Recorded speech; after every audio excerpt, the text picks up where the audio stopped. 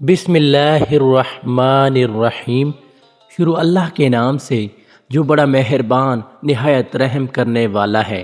السلام علیکم ناظرین۔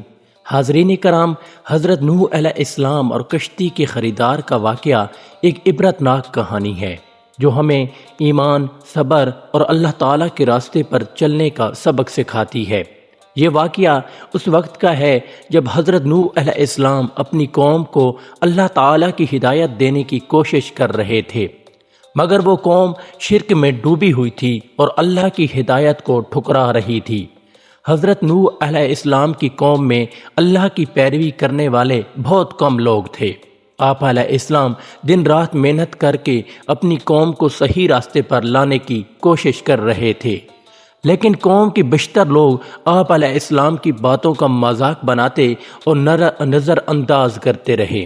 اللہ تعالیٰ کے حکم کے مطابق آپ علیہ السلام اپنی قوم کو بار بار راہ ہدایت کی طرف دعوت دے رہے تھے اور اس بات کی تلقین کر رہے تھے کہ اگر وہ ہدایت کی طرف نہیں آئیں گے تو ان پر اللہ کا عذاب نازل ہوگا۔ حضرت نوح علیہ السلام نے اللہ تعالیٰ کے حکم سے ایک بہت بڑی کشتی بنانا شروع کر دی۔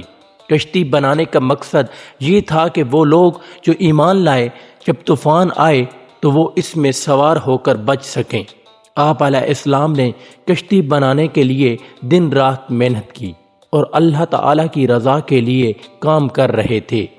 جب آپ علیہ السلام کی قوم کے لوگ کشتی کی تعمیر کو دیکھتے تو اس کا مذاق اڑاتے اور کہتے، یہ کشتی کہاں تیرے گی؟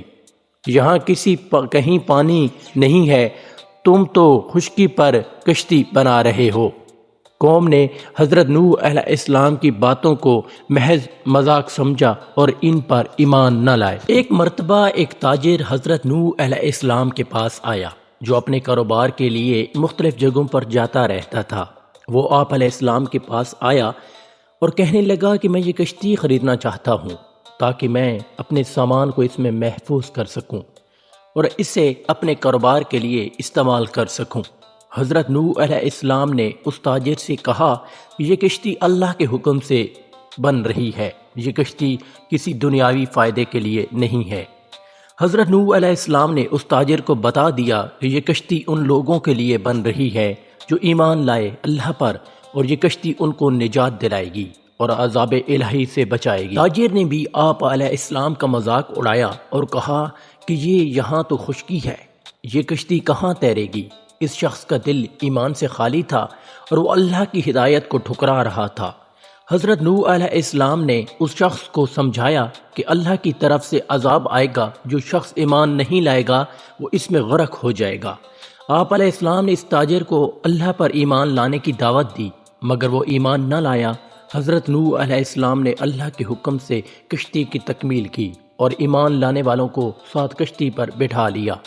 اللہ کے حکم سے یہ بہت بڑا طوفان آ گیا۔ زمین پر ہر طرف پانی ہی پانی تھا اور دنیا بھر کا نظام تہہ و بالا ہو گیا۔ اللہ کے حکم سے حضرت نوح علیہ السلام کی کشتی پانی پر تیرنے لگی۔ وہ تاجر جس نے آپ علیہ السلام کا مذاق اڑایا وہ بھی اس طوفان میں غرق ہو گیا۔ اللہ کے حکم سے طوفان میں اضافہ ہوتا گیا اور جو لوگ ایمان نہ لائے تھے وہ ہلاک ہوتے گئے۔ حضرت نوح علیہ السلام کی کشتی اللہ تعالیٰ کی مدد سے محفوظ رہی۔ وہ لوگ جو کشتی میں سوار تھے اللہ کی رضا سے طوفان سے بچ گئے۔ اس واقعے نے یہ ثابت کر دیا ہے کہ اللہ کے راستے پر چلنا ہی نجات کا ذریعہ ہے۔ حضرت نوح علیہ السلام نے اللہ کی ہدایت کو اپنایا اور اس پر ثابت قدم رہے، جبکہ وہ لوگ جو مذاق الفاتے تھے وہ ہلاک ہو گئے۔